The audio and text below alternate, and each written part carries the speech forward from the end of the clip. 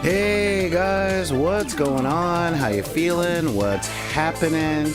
Yeah, that's it. What is happening? How you guys feeling out there? This is Solar Gray, the Cinematic Sorcerer, coming at you from the Wizard's Tower. And I'm kind of going, yeah, what's up? What is going on? We're fixing one or two things really quick. And then, we're getting started. I'm just making sure that everything is out there, but yeah, so here we go, getting that going. Haha, hey, look at all that jazz. Aha, that's the one I was looking for. And is that the one I was looking for? No, that's the one I'm looking for. Okay, da-ba-da, da-ba-da, and da-ba-da. And how's it going, everybody out there? This is Solar Gray, the Cinematic Sorcerer, coming at you from the Wizard's Tower. And we are going to have a Hobby Hall episode, but instead of hanging out in the Hobby Hall and making something, we're going to check out some game concepts in real time. All right, because, well, this is a really big one. This is a big one for me because it came up in a conversation I had, I think it was Tuesday or Wednesday, and I'm like, dude, yeah, I really gotta think about this type of thing. Like, and it really made me think. All right, well, let's take a look at some of these concepts and at some of these things. So let us take a look at some of that today. So today we are going to be talking about balance. That's right. Balance in gameplay, balance in characters, balance in encounters, balance in game mechanics. What is balance? What are people looking for with it? When do people think that it's there, or when it's not there? And yeah, we're going to be dealing a lot with that today. But before we do any of that, I have to do a really quick thing over here because I didn't realize that I didn't bring any water with me. So what I'm going to do is I'm going to pop up my email address and ways to contact me, and I will be right back.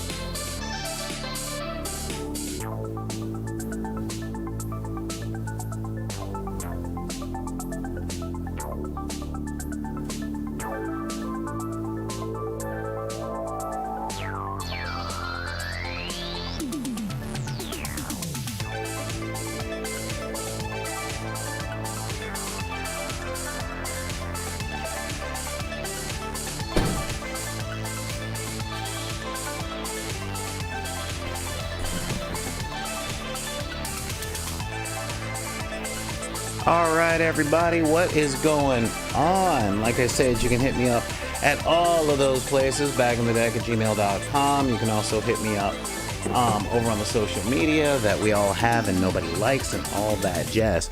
Now, you can also push that subscribe button if you're watching on Twitch or on YouTube.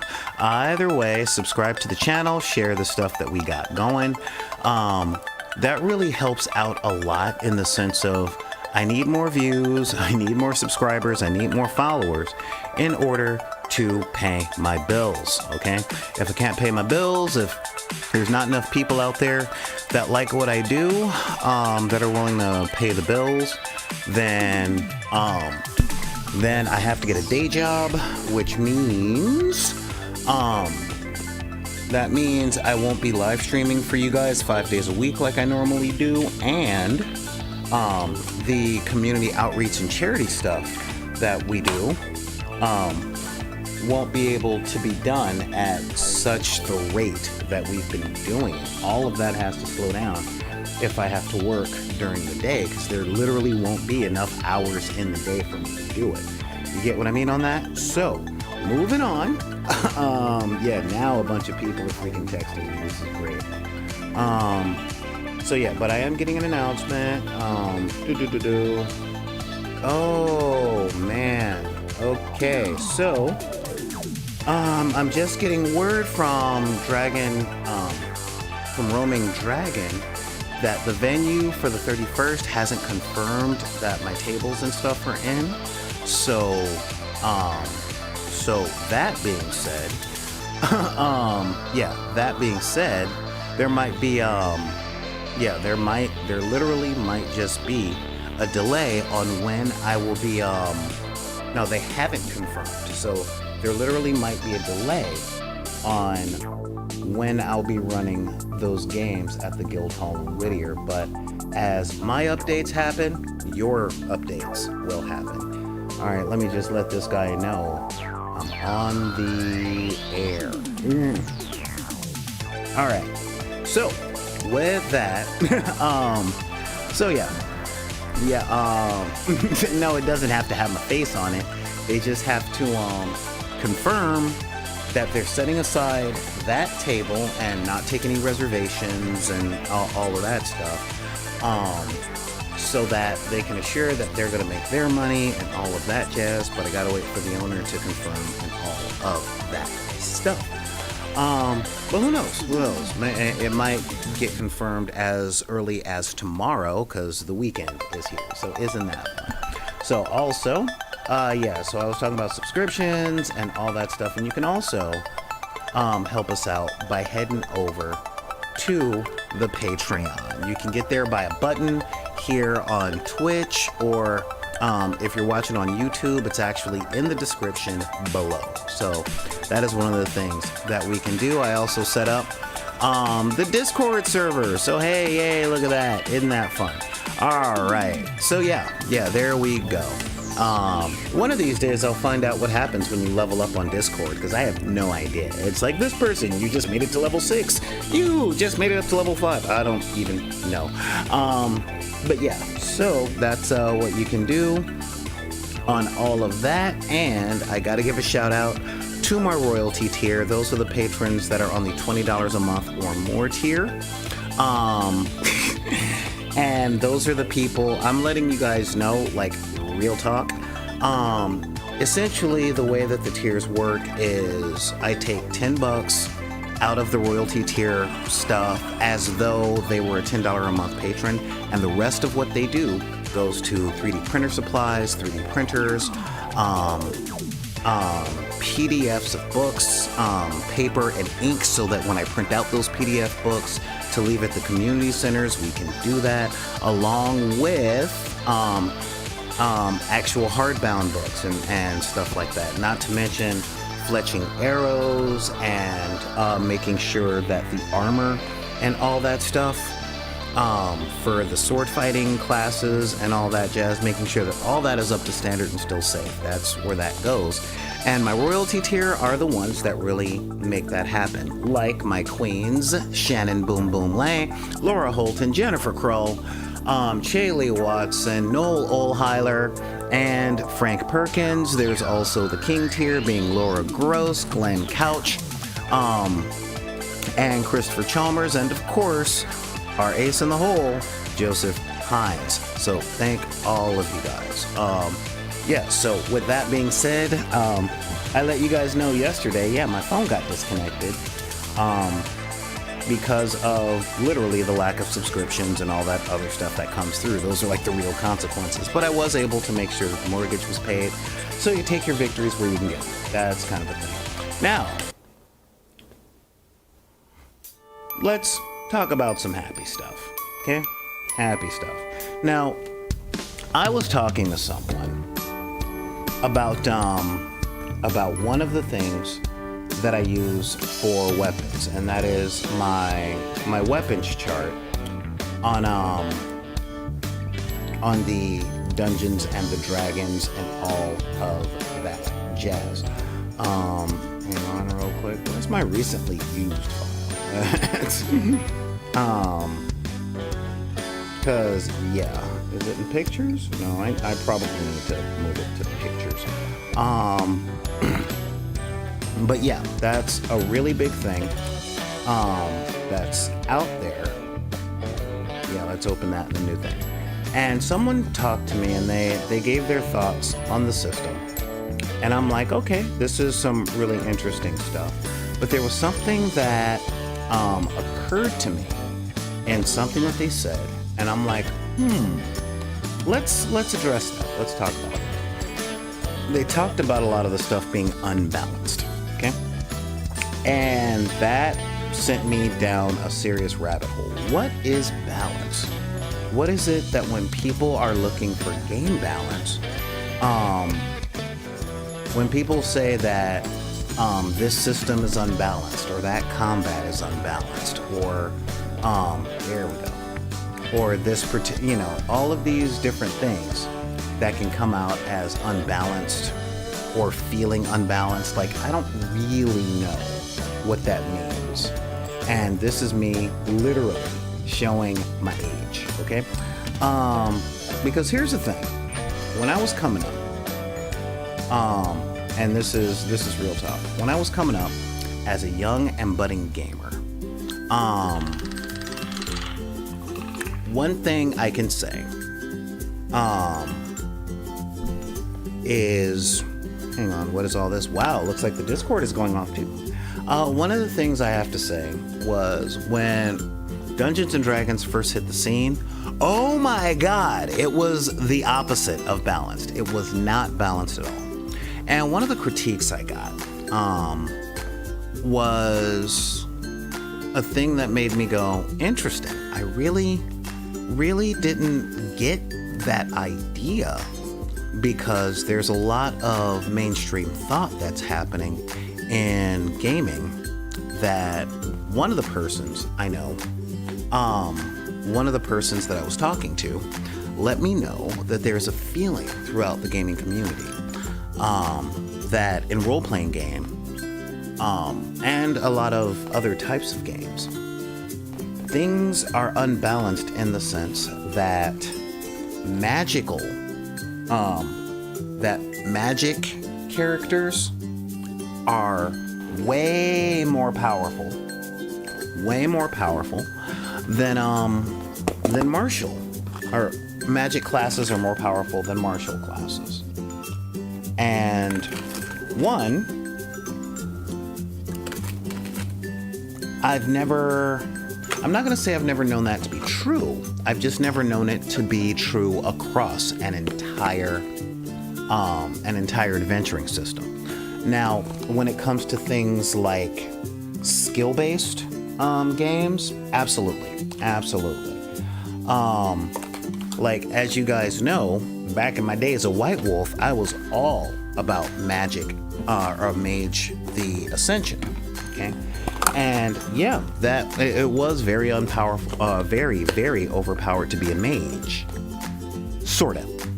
And this is what I wanted to talk to people about, which is surface level balance versus balance over play.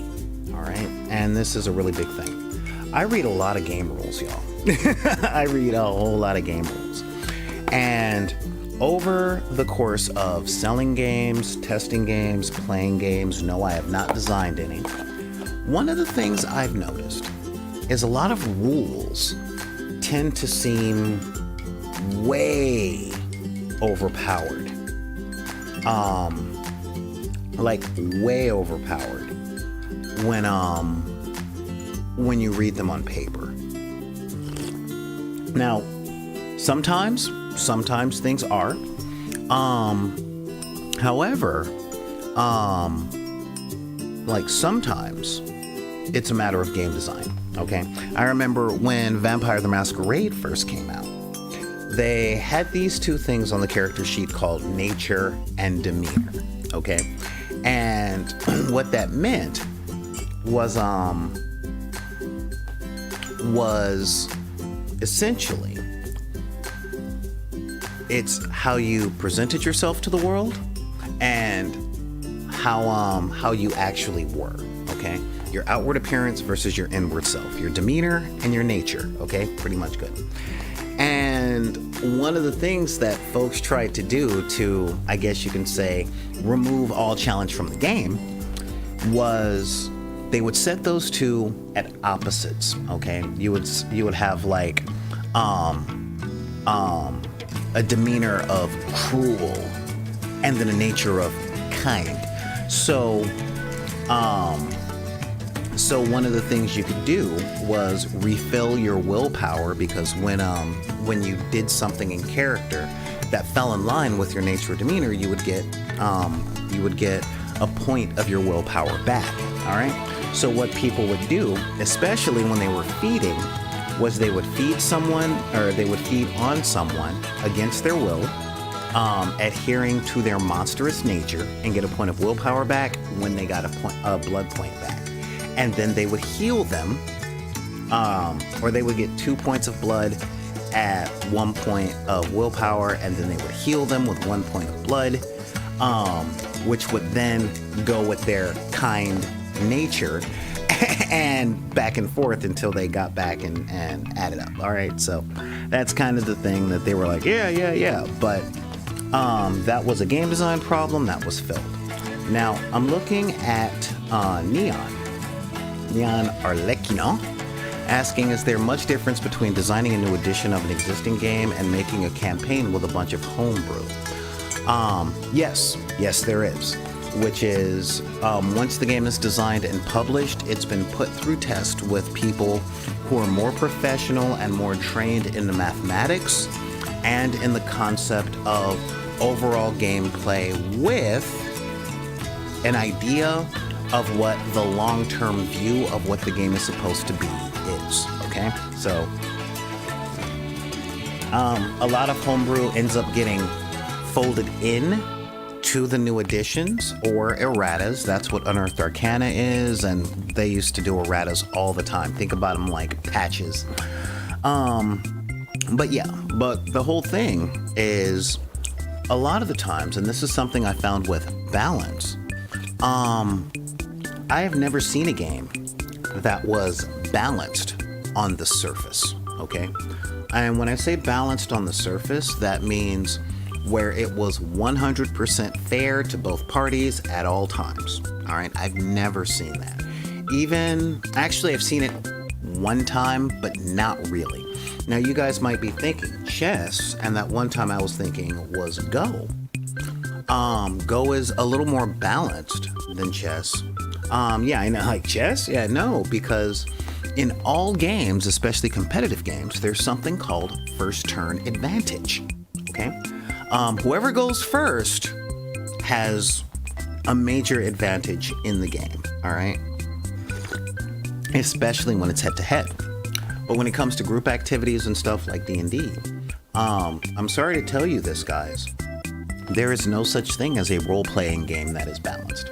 It does not have a balanced system in their mechanics, all right? Example, I love pulling out these cards. I've got the stats for a gelatinous cube. Now, this is a challenge rating 2. Now, let's talk challenge rating on D&D. All right, challenge rating means that at the time of publishing, a party of 4 level 2 characters should not have a great big challenge in taking out a level 2 or a challenge rating 2 threat, such as a gelatinous cube, okay? And I say should not have too much of a problem. Why is that? Well, let's say you've got 4 level 2 characters, all right? That's a bunch of cantrips, a bunch of spells, you've got your damage bonuses, and you've kind of learned how to play your character, right? Well, that's 4 against 1, so that's already a numerical advantage, or an advantage in the player's favor as far as action economy. Because let's take a look at this cube. Does it have multi-attack? It does not. It has one action that it can perform in a turn. Against 4 level 2 characters, that team, that singular team, has 4 actions. So 1 action to 4 actions, okay? Advantage, team. What does it have? Resistances, immunities. Let's take a look. Condition immunities. It can't be blinded, charmed, deafened. It doesn't suffer exhaustion, and it can't be knocked prone. And is big. Creatures within 5 feet can take an action to pull a creature or object out of the cube. All right. So, and let me take a look at its stats. It's got a +2 strength, -4 dex, +5 constitution. That means a lot of hit points. -5 intelligence, -2 wisdom, and -5 charisma. So really, it's got high hit points and a really decent chance to hit. That's it. That's what it's got. And it just moves forward. And you do everything on dexterity saves and things like that. So 4 level 2 characters shouldn't have too big a problem with a gelatinous ooze. Especially since it has 84 hit points, which means, does it have any vulnerabilities? Let's see. Does not have vulnerabilities, which means, yeah, setting it on fire, not very good. It can throw a pseudopod out. That's fun. And that does, 3d6, acid damage. So, okay, watch out for the pseudopods and take it down, and that should be a decent encounter for level 2. All right, that is really big. Now, what I showed the guys, and I've showed you guys this before, was my damage type table. All right. Now, the guy was like, oh my god, a 13 saving throw. That's harsh. That's punishing for lower level characters. Is it though? Okay, is it? Let's seriously add this up, okay? When you're doing a saving throw, it's going to be a saving throw of some type versus a d20. So you've got 13. Now you've got a d20, okay? So you would normally have to hit 13 or higher. Now 50-50 would get you a 10, so you've got a 60-40 chance at straight up, or you've got a 40% chance of success if the save you have to make gets a 0 bonus. All right. So let's say you have to make a dex save versus fire. Okay. A dex save versus fire is 13. And yeah, you get -1 to your dex stat up to 3. Or you're and that's what you get. That's what you get for until you're cured or for 1 round. Okay? Because you're on fire. That's the big thing. You're on fire, right? So your dexterity goes down because you're going All right, but if you make the save, no harm, no foul.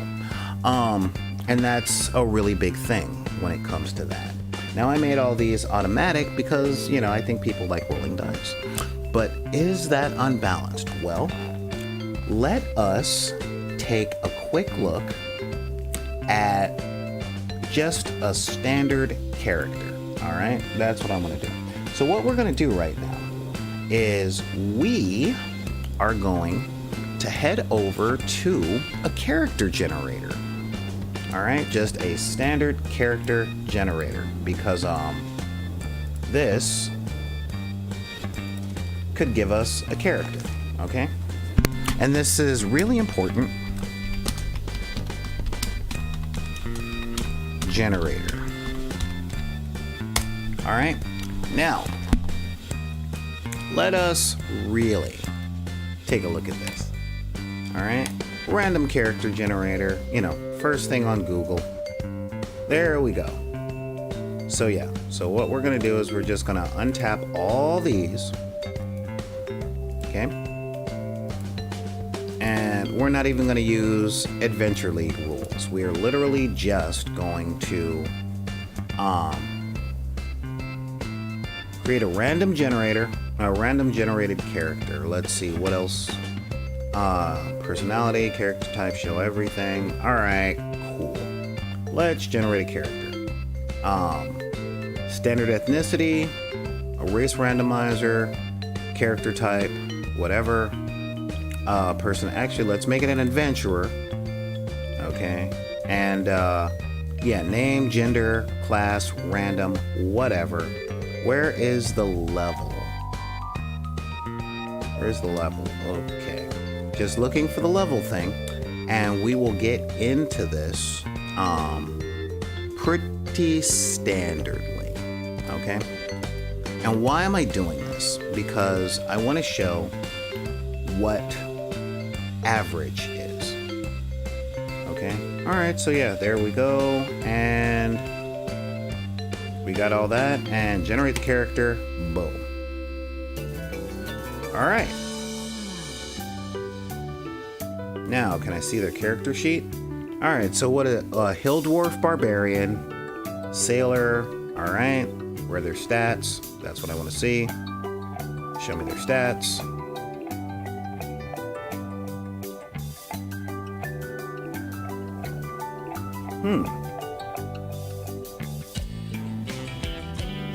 Yeah, this doesn't seem like I have access to, this doesn't seem like I have access to the character sheet. You guys can laugh at me if you want, that's fine. We'll go to Fast Character Generator. That makes things easier. Ah, there we go, that's the one I'm used to. So, random character name, race, ancestry, all that stuff. Let's see if we can make a level 1 character. Okay, basic rules only. Actually, no, let's go PHB. PHB only. Okay, and that's just the player's handbook. All right.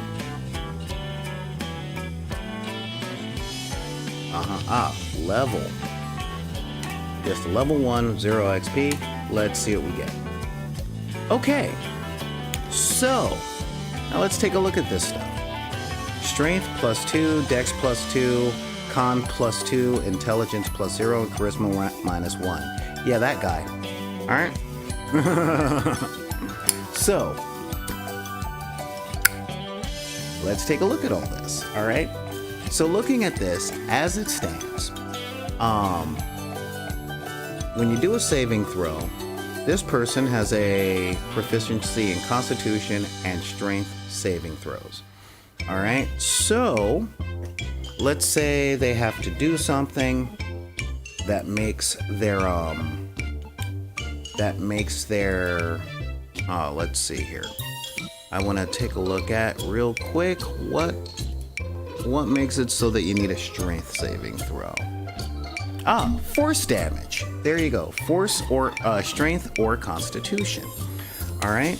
So if they get hit with something that has force powers, let's say Thunder Wave or something like that,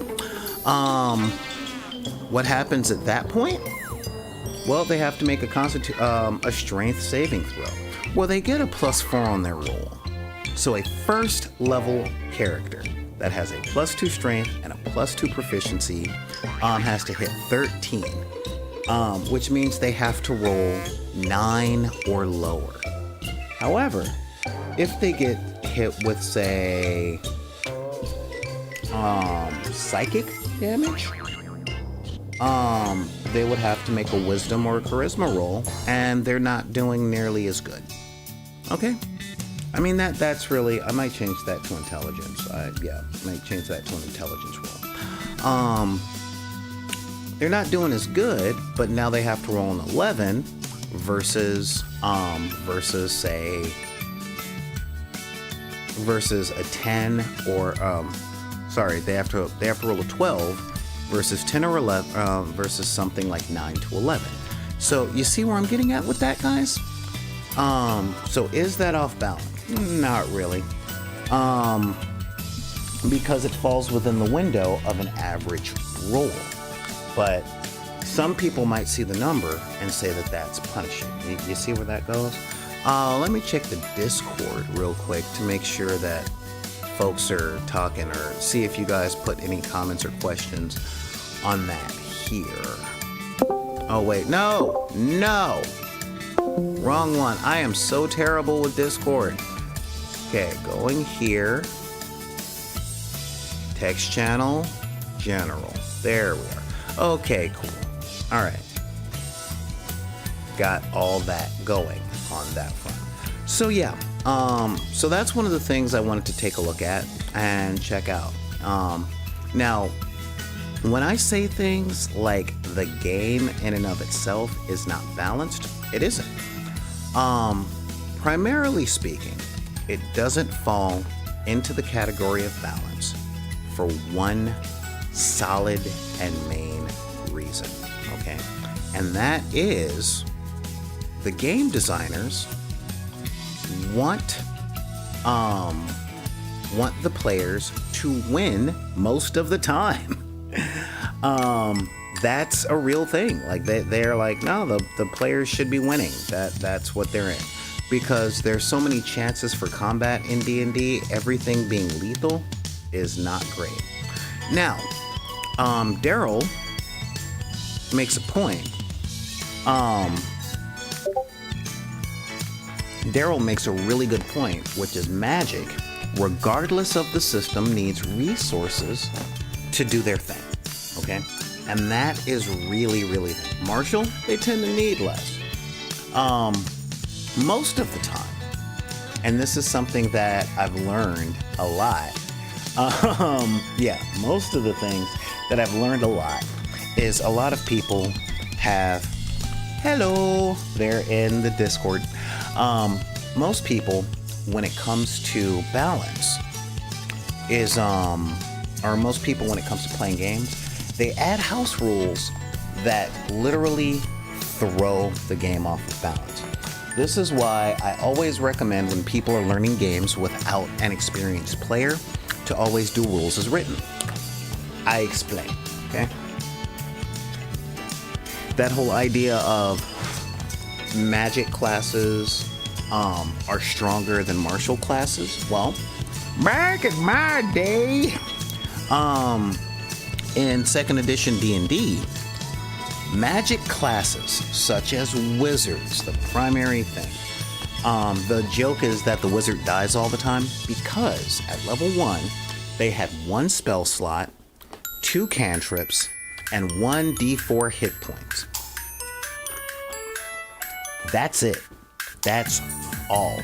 However, cantrips are little spells that you can cast over and over and over all day long. You don't need components most of the time. You just wave your hand or say a couple of somatic words, and that's it. That's pretty much it.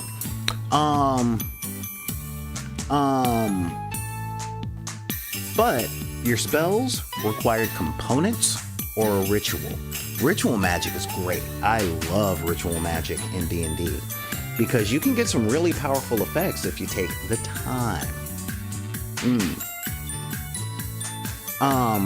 But most of the time, people think combat and combat only, not preparation for the day, not post-combat, not exploration and all that other stuff. Most of the people think about fighting. And when it comes to weapons, we can deal with that. Or more to the point, when it comes to damage, we can talk about that. Now, what does this do? Yeah, the system that I put together adds multiple effects onto spells that do different kinds of damage. That's the thing. But how many of those get to be cast? Well, let's take Eldritch Blast. Okay? Let's look up Eldritch Blast. That's something I want to check out because I want to read the words. All right? And that is the thing. I want to read exactly what it does. There we go. Eldritch Blast. Eldritch Blast. So, from D&D Beyond. When we talk about Eldritch Blast, what do we got? Well, Eldritch Blast sets us up with... It's a cantrip, takes 1 action, has 120 foot range, does force damage, save versus ranged attack, or attack and save is a range thing. Beam of crackling energy streaks toward the creature within range. Make a ranged spell attack against the target. On a hit, the target takes 1d10 force damage. Spell creates more than 1 beam when you reach higher levels. 2 beams at 5th level, 3 beams at 11th level. And 4 beams at 17th level. You can direct the beams at the same target or different ones. Make separate attack rolls for each beams. That is kind of awesome, okay? And you can do that every round, but what does it take? Components, verbal, and somatic.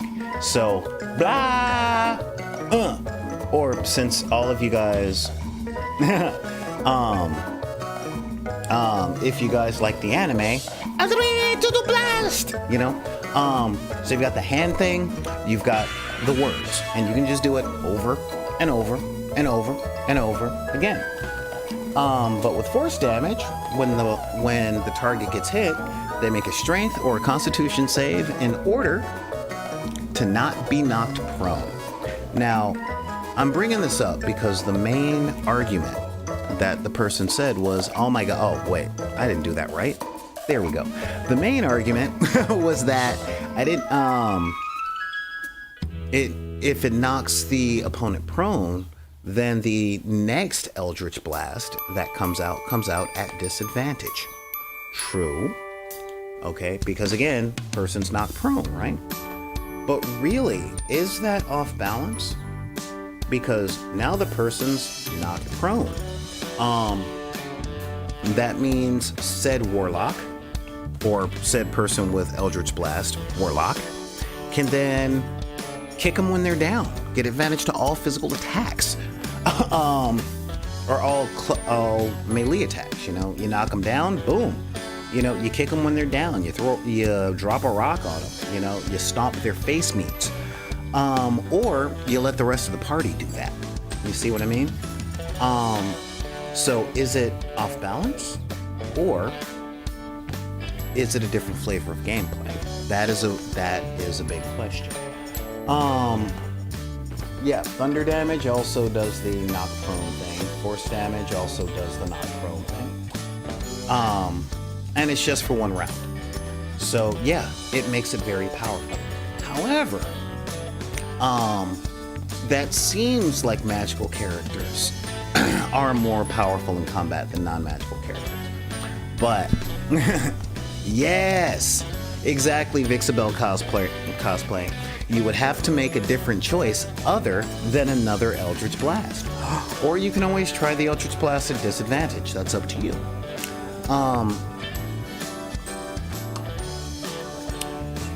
But, and this is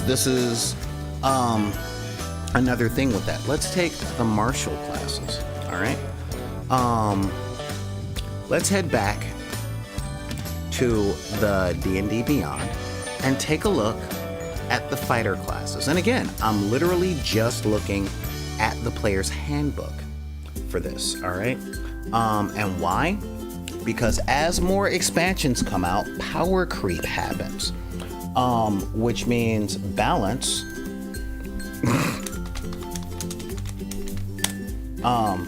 balance starts swaying really hard into the nature of players, okay? No, I'm not. Classes. Yeah, the fighter class. That's what I'm looking for. Let's see if that's a link. Fighter. Okay, yeah, that's what I'm looking for. And let's take a look here. So, we've got this going, right? We've got the fighter class going. Changing plate, blah, blah, blah. Well-rounded specialist, trained for danger. Okay. Also, a few fighters in the City Watch have the opportunity to discover a magic tongue sword. You know, creating a fighter, a quick build. Let's talk about fighting style. Okay. archery, defense, and dueling. So a +2 if you take archery, you get a +2 on your attack bonuses you make with ranged weapons. This is big, because if you put together a fighter that's already an archer, you're probably going to shoot for a high dex score. So let's take another look at that character. Hey, look at this. That's a +2, right? And their proficiency bonus is a +2, so that's 4. And if you choose the archer, that is another +2. All right, so that's a +6 bonus to your roll to hit. That makes armor class 15. 15. A roll of 9 or higher to hit at level 1. Okay, how is that not broken? How is that not off balance? All right. Let us take a different look at some stuff. Yeah, that's another thing. Okay.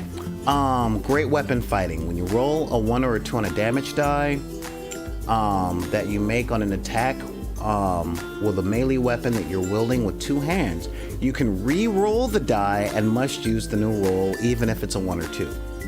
So great weapon fighting kind of alters disadvantage. You know? I mean, really look at that. All right. Dueling. When you're wielding a melee weapon in one hand and no other, you gain a +2 bonus to your damage rolls with that weapon. And defense, when you're wearing armor, you get a +1 bonus to your AC. So all of those things just for a fighter, okay? And we're looking at the quintessential magic class and the quintessential combat class. All right, and the quintessential magic class, of course, is wizard or warlock versus the quintessential fighter class. Now, you put 2 of those people together, and you've got your spellcaster possibly knocking people down with force-based cantrips, and then your fighter coming up and hitting them really hard. Okay, and keep in mind, when you're looking at a challenge rating of 1/4, okay, that means it is an even fight for a character of first level, a singular character at first level, to go one-on-one against this person. Okay, I mean that's really what the challenge rating equation really comes down to. So is that off balance? I don't know.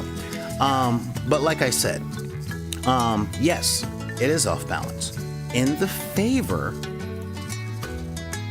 It's off balance in favor of the players. Okay, that's a really big thing.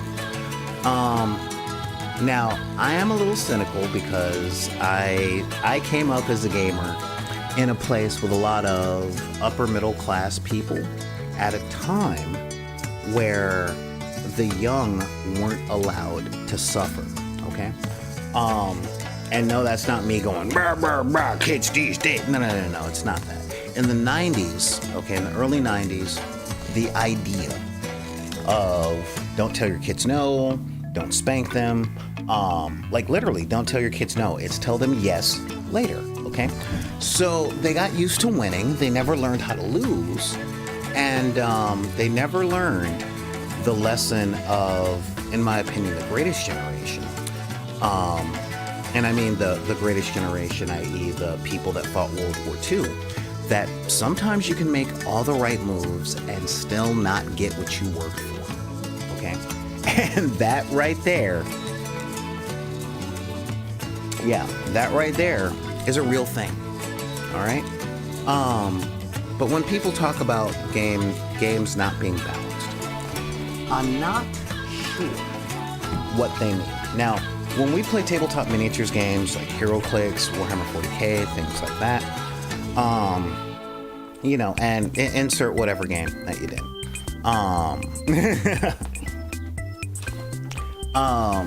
That was only one episode, Neon. That was it, one episode to data, okay? As I was saying, if we look at tabletop miniatures games, most of it is off balance mathematically. There's always one team From the very first expansion of the game, there's one team that in play has an advantage over everyone else. Always. In War Machine, the skirmish game that I really cut my teeth on as a mini war gamer, we had Cygnar, which was, the Great Britain of the things. And the game was built and marketed as game about a wizard taking over steam-powered robots, and those steam-powered robots beating up each other, yes, sometimes using wrestling moves like headlocks and backdrops and throws. And Cygnar, that team, had all the technology to hurt the other team's robots. The team that I played, though, had the dirty trick of turning off the magic of the other team. And the undead had the advantage of not just there's a lot of us, but with the a lot of us that comes down to,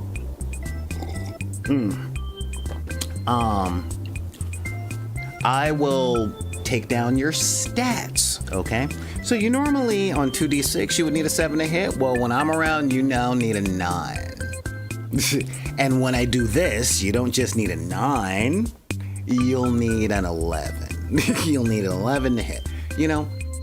Is that balanced? Not really. I mean, it's everybody has a dirty trick, but I find that searching for balance in a competitive game tends to be easier to see either on the surface or underneath the first thing, or underneath 1 or 2 levels of what you read on the page.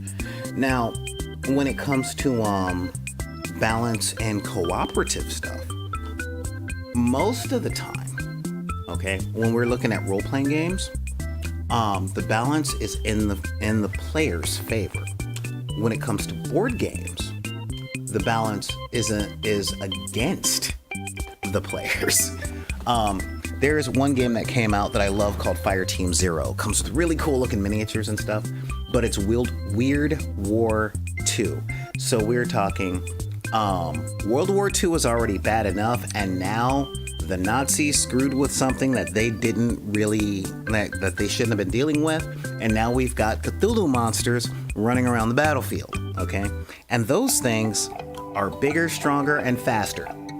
All right, now does that mean I can play that game and take everything out on the board? No. Matter of fact, I think I might show you guys Fireteam Zero next week. However, can I survive long enough to complete the mission in GTFO? Maybe, but that's the thing. Part of playing games is recognizing what the challenge is and working out ways to overcome it. I was fortunate last night because I had a friend come over, and that friend, my girlfriend, and myself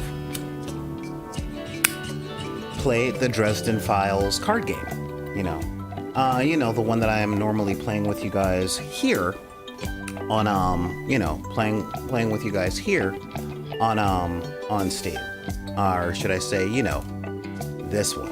Oh wait, sorry, this one. I got a chance to play this with other people because I normally play it solitaire, as you guys know, and all that jazz, and we do the thing, and we do the thing, and then we do the thing, and then we pick our companions, boom, boom, and now, actually, we're gonna go companion 2 with Molly, and yeah, there we go, and start game. So yeah, I got to play this game in real life with people. It was awesome, and yeah, they were instructional games because my girlfriend has played it with me once or twice, okay? And my friend that came over, she'd only played it, actually she'd never played it, and it's been a few years since she read the books, okay? And we played 3 games of it, and we lost every single one. And it's a co-op game, as you guys know, and a lot of teamwork and learning what the cards do and learning how to work with your friends with the resource pool and all that stuff. But yeah, we lost 3 times. Okay, is it a balanced game? No. And that brings up the big question. Does a game have to be balanced in order to be fun? That is a good question. Oh, look at this. Let's see here. We got Glenn Couch over on the Discord, asking the question. Hang on. Let me do this the professional way, as I'm trying to be pro and give you guys something decent for to subscribe. When it comes to balance with Magic versus Marshall, what do people complain about? Because the main thing I hear is they get phenomenal cosmic power and Marshalls don't, which to me, that depends on what you want from the character. That, my friend, is a very, very good point. Okay? Yeah, like what is it that they want? And that's the thing that I'm trying to explore. Now, I know throwing fireballs is awesome. Okay? I was watching a game, watching a D&D game from the Dungeon Dudes on YouTube, and they had a Gloomstalker Ranger that had the most epic moment of a combat where they literally ran and did a jumping thing on top of an alligator that was coming at them from a moat, landed on top of the alligator and stabbed their sword into the alligator's head, and then used the sword to spring up and climb up the alligator and land on the platform as the alligator died. And I'm going, bruh, that was straight up Matthew McConaughey out of Reign of Fire. That was some straight up fighter stuff. That was a cool moment. All right, now phenomenal cosmic power, I don't know. I do know this. In all of my years in playing D&D, I've very rarely gotten the sleep spell to do what I've wanted it to do. People just kept making their saving throws, and I'm just like, I was able to do it in the White Wolf system because I had a super powerful life mage that just gathered up a whole bunch of dice and said, sleep. But the fact of the matter was where did you really want your power to come from? Do you want it up front and to make things like wave of hand easy? Do you want epic moments? I don't know. I know. Now, before I go on, I do want to take a lexicon moment, as I like to call them, so that we can all be talking about the same thing. I love making sure that the language that I use is workable, okay? And that is, when we say balanced, do we mean balanced and fun to play, solvable, or do we mean broken? As in, no matter what you do, you're outmatched and you can't run away. Like, the game is against you. I played a board game like that. It was anti-smoking propaganda, and there was no winning. Absolutely no winning. And that really sucked. Okay, that really, really sucked. I'm like, why am I playing this game? And in the rules, it's like, it actually said, now you might be asking yourself the question, why are you playing this game? And that's exactly what you should be asking when it comes to smoking. Brr, brr, brr.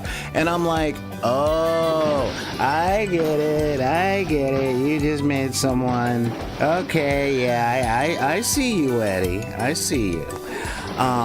Let's see here. Got another question, and it's just easier for me to read questions that come up in the general Discord from my phone while showing you guys the thing on the thing. So let's see here. We've got Glenn Couch again.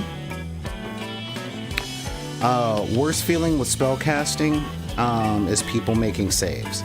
I get so annoyed playing Wraith, or playing Wrath of the Righteous because of it. Also, spell resistances. Yeah. And that's the thing. I think the game designers do a lot of what they can do to balance out spells. But we've talked about this before when it comes to game design. All right?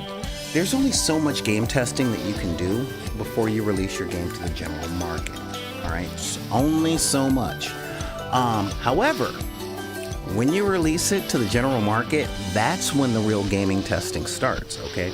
Because let's take video game companies for a great example, all right? They can sign up 2,000 players for a beta test, all right? 2,000 players. And those 2,000 players will take, will go past the Q&A department, and the Q&A department is there for clipping or when the game becomes too easy or unbeatably hard, okay? And then the beta testers, you get 2,000 people out there that are literally trying to find cheats and all that stuff in the game. But then you release it to the general market, and when you release it to the general market, you go from maybe 2,000, and I'm using the video game companies as an example because they have the largest numerical amount of beta testers, okay? Then you release the game to the general market, and you get tens of thousands and upwards of millions of people playing the game, all right? Now, 2,000 people can come up with a lot. They can find a lot of things wrong in a way that the 30 people that were quality assuring, couldn't see. There's 30 people versus 2,000. 2,000 people will find more stuff, all right? They will find a lot more stuff than 30, all right? And we're talking, let's say even 3,000 people, okay? And it's not just that there are 30 times more people doing the thing, not just because there's 100 times more people,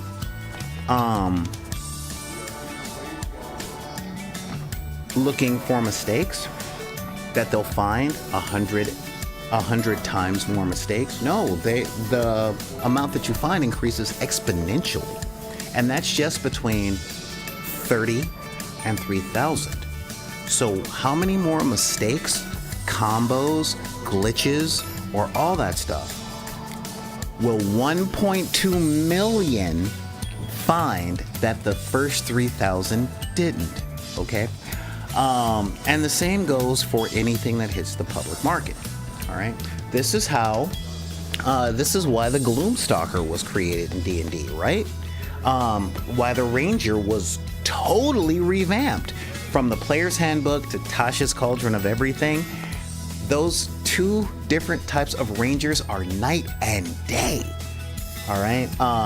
Just the Beast Stalker, the Beastmaster Ranger from Tasha versus the Player's Handbook, night and day, all right? And again, this is like a surface level read of a lot of rules, specifically the ones that I made. Did I take it personally? Not quite. I didn't quite take it personally. But I did notice kind of a trend in modern society where we look at the rules of things and we try and tear them apart before we actually try and play it. You get what I mean? And that's a really big thing. So I like to dig a little deeper. Y'all know me by now. I am not Mr. I'm not Mr. It looks like this on the surface, therefore this is what it is.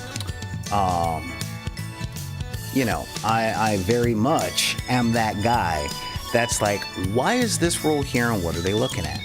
And I let you guys know when I was looking at Witch Bolt and how I saw 16 different videos on Witch Bolt being a waste of a spell slot.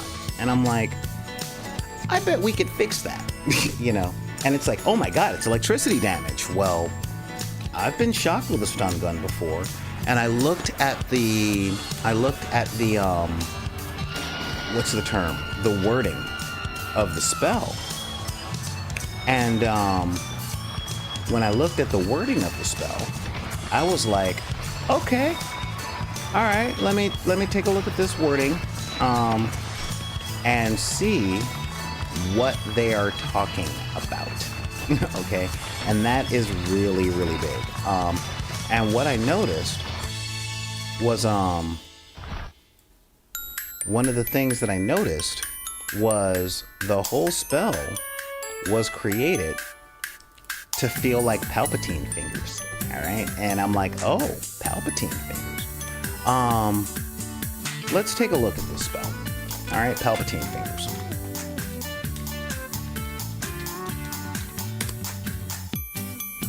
Yeah. So while that's searching, we go over here and blah, blah, blah, blah, blah, blah. And it's funny, I told my kid that I was looking at that. And I was going to figure out a way to make it work. And I believe that their reply to me was, oh, that's the hill you're gonna die on, huh? And I'm like, wow, said as cynically as a college student. So let's take a look here. The player's handbook, Wedge Bolt, yes. Yes. All right. Boom. And yeah. So let's take a look at this real quick.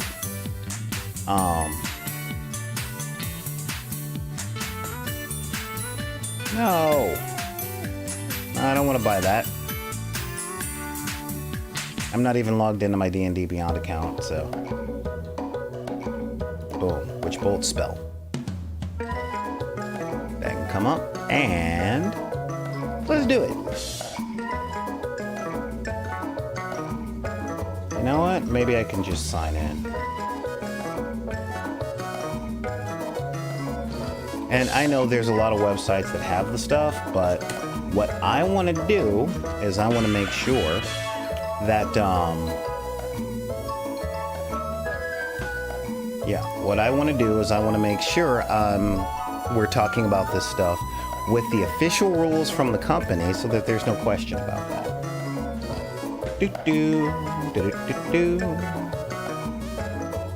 Aha! There we go. No, I'm not going into the cart. I just want to find this spell. All right.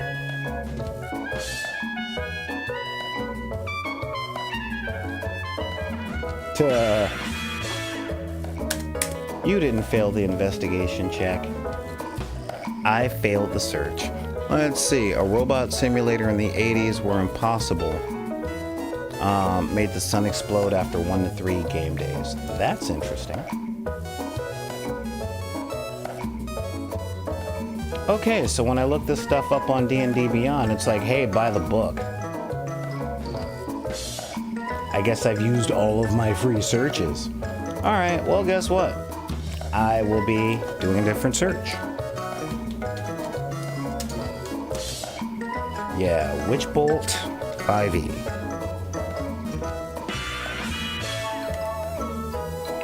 All right, so let's take a look here.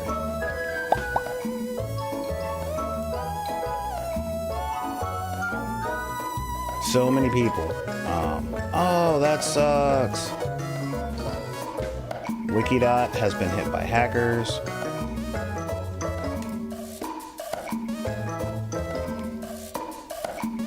And here we are. Wiki topics. So, let's see here. Does 1d12 per spell slot. 1 action, 30 feet, 1 minute concentration, somatic, material, and verbal, evocation school. Now, one of the beams of cracklings. Hey, we get to throw we get to throw pigskin at them. That's fun. Oh, 5e tools. Thank you.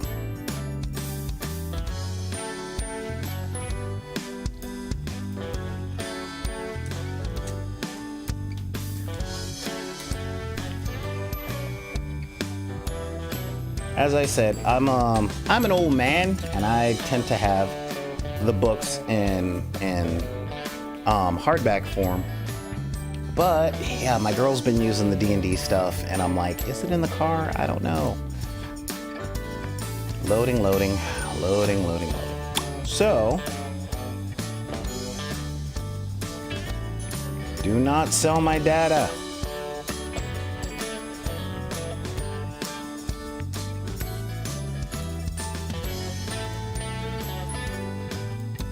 Give me the cookies list. Strictly necessary, fine. Performance, targeting advertise, and unclassified? I don't know what that is.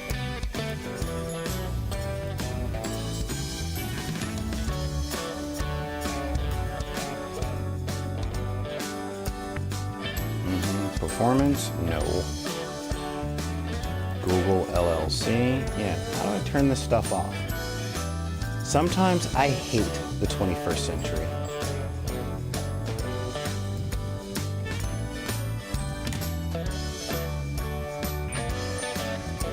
There we go. Now that I've done that, I'm going to reload this page.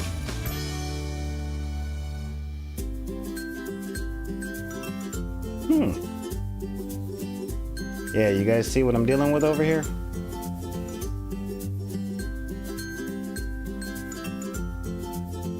Still going? All right. Well, let's try one more time.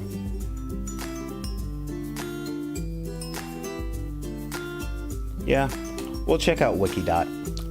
Oh,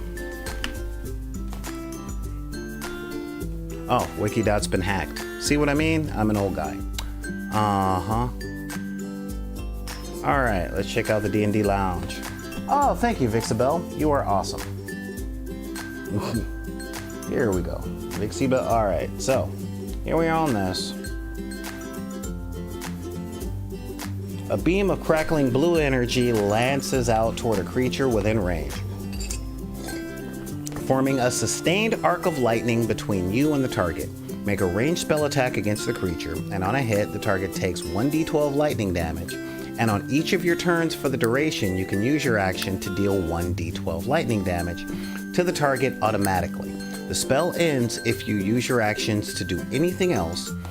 The spell also ends if the target is ever outside of the spell's range, or if it has total cover from you. Okay? This is one of the reasons I created that system. All right? Because since it is electrical energy, damage type, right? It doesn't do anything to the target's it doesn't do anything to the target's movement. So the big hack that people started doing when they figured out, oh my god, this spell is useless, is it only has a range of 30 feet. So if you are a magic user with this first level spell because you're a new player and it sounds awesome, right? Well, most players want to stay far away, so they'll do it at max distance. But that also means if the bad guy or if the opponent steps back from the 30 feet, then they only took the damage once and that's it. And the magic user is down a spell slot. Now, if you are a first level character, you get what? 2? So that's it for the day. All right.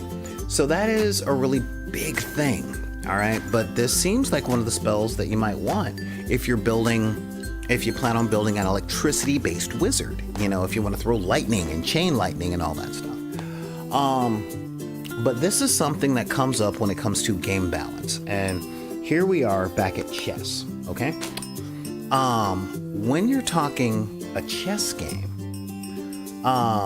chess is one of the most balanced games. But what happens with that balance is that you end up spending years learning the different plays, the different tactics of chess, especially if you start going competitive. You learn all the gambits so that you can see the gambits that your opponents are playing and you can counter them and back and forth. Now, how can I put this as far as D&D or role-playing games go? Help me out, y'all. If you're going to play a certain character class, you are going to get your this is how to maximize the character class packet. You get the suite, okay? If you're a wizard, you're going to take Prestidigitation. If you are a warlock, you're going to take Eldritch Blast. If you are A ranger, you're going to be a gloomstalker. If you take fighter, most people are going to put everything toward battlemaster. You see what I mean? The stuff starts feeling samey because that's the closest way to a sure victory. And I'm not one of those guys that are like, and it's not creative and it's boring. No, I'm not going to say that. But what I will say is that it does limit your variety. One of my favorite independent gaming movies is Gamer's Heart of Darkness or Darkness Rising, one of the two. And they invite a girl to their gaming session. One of the players is ex's girlfriend. And she makes a dex-based fighter with a spear and just owns. Took dex bonus, took the feats, and this was back in 3.5, took the feats of improved initiative and then just used all the rules to be like, well, if I go first, I get a +5 bonus to hit on top of my normal proficiency bonus, and I got improved critical. So now my criticals are 18s, 19s, and 20s, and if I do a critical on a hit, I then get another attack, and she ended up taking out like 6 or 7 people because she played a fighter that the book had available that the other players had never thought about, because if you're going to play a fighter, you need high strength, right? You know, if you want a dex-based fighter, you play a rogue or a bard, right? Maybe not. All right. So when games are perfectly balanced, they start to shave away options. And why? Because the more customization you get, the more you can go into the realm of overpowered or underpowered. All right. So how do you make a balanced game? I don't know. I'm not a game designer. However, how do you make a balanced character? We'll go over that on Monday. All right, because there's lots of different ways to create balanced characters and balanced teams for whatever games you're playing. There's also, and we'll get into making across the board balance versus min-maxing, or as I like to call it, hyper specialization. Okay. Yeah, we did end up talking about guns in D&D, and you guys will have to hit the Discord server and check out the general conversation on that on the Discord server. So I believe, some of the folks on Discord were saying, ever since Vox Machina came out, people want guns in D&D so that they could do stuff like Percy, and I put down some of my thoughts on how to put guns into a fantasy setting, what restrictions I tend to use based on the flavor of the fantasy setting, and game mechanics as it stands, because one thing out of place can throw the game all the way off completely. And I mean break the game, not make it unbalanced. But as far as that goes, one of the things I've learned, and Daryl brought this out really hardcore, magic by its nature in fiction always breaks the world. It's manner of operating that goes against the laws of physics that everyone knows. Okay, physics states that a human can't fly. We don't have the materials.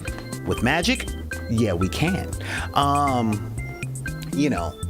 But does that mean that the world is balanced, or that having magic is unbalancing? No, because what's the cost?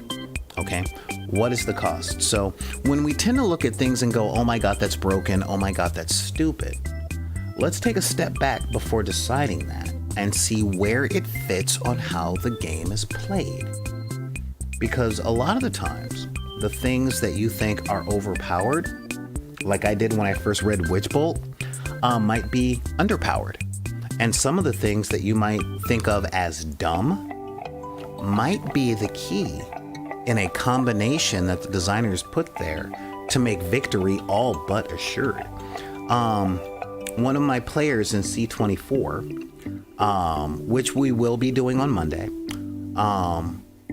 discovered what one of the other players called a fireball at level 1, which I was blown away by, not because I hadn't seen it before, but because I'd seen it so much over my decades as a player that I didn't realize other people didn't do it, you know. And that was, this player made a Molotov cocktail. Like, seriously, you know, that they were like, yeah, I don't have any fire spells or anything like that, but there's a bottle, I got some fabric, and somebody's got prestidigitation, so light this, throw, done. Is it as strong as a fireball? No, I was not making that. A 5 by 5 foot square on a battle map where everybody in it had to make a dex save or take 6d6 damage plus my rule for fire. I made it a 2 by 2 square because, you know, Molotovs, they do their stuff. You know, and honestly, that was a great moment in game, you know. Even if the bottle is labeled Fireball Neon Arlecchino, you know, unless it's a barrel. If it's a barrel of flammable liquor that says Fireball, cool. But yeah, so that's a big thing. But with that, guys, I want to say thank you guys for joining me here in the Hobby Hall today. As we talk about game balance and, you know, created a character that I'll have to print out and put in the archives for my games. And yeah, we're going to get back to that. And guess what? The week is over. A week is over. Yep, thank God it's Friday, although I'll be meeting with a player to get their character sheet together, probably virtually, a little later on today. But yeah, but for our purposes here, the week is over, you know. But thank you guys for showing up. If you guys got any more questions, you know, hit the Discord server. And if you don't want to hit the Discord server, you can hit me up at backinthedek@gmail.com. That's BACKINTHEDECK@gmail.com. You can also reach me on the social media that we all have that none of us seems to like. I don't know if anybody still likes Twitter and Instagram. We'll see. I gotta see if Elon Musk is actually still trying to back out of the whole thing. And also, you know, reach out on TikTok. I might actually make some TikTok videos this week and put those things up if I can figure out what to record, because I'm very tired. Fortunately, one of the main archer that I talked to helped me out, and the phone is reconnected, so isn't that fun? But with that, I gotta say, if anybody tells you that you can't like what you like because of the circumstances of your birth, be it race, religion, creed, gender identity, sexual orientation, your disability, or your budget, you can tell any of those people. Just look them dead in the windows of their soul and tell them to put those cards back in the deck.